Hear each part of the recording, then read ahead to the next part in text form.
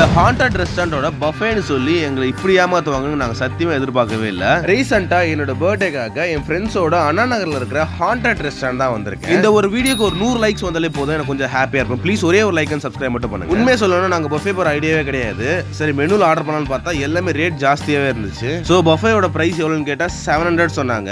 எப்படி நாங்க மெனுல ஆர்டர் பண்ணாலே 2000 பில் வந்துடும். ஸோ அதனால பஃபேவே போயிட்டோம். ஸ்டார்டர்ஸ்ல சிக்கன் மட்டன் ஃபிஷ்னு சொல்லிட்டு ஆல்மோஸ்ட் எல்லாமே இருக்கு.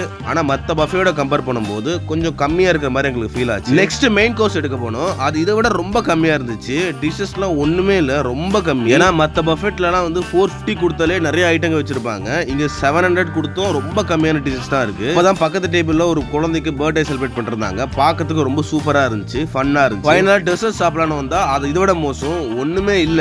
மத்த இடத்துல கம்பேர் பண்ணும்போது இங்க ஒண்ணுமே இல்லன்னு தான் எனக்கு தோணுச்சு. இந்த பிளேஸ் குழந்தைங்களோட வந்தீங்கன்னா ஜாலியா ஃபன்னா என்ஜாய் பண்ணலாம். இல்ல பஃபேட்காக வந்தீங்கன்னா வர்த்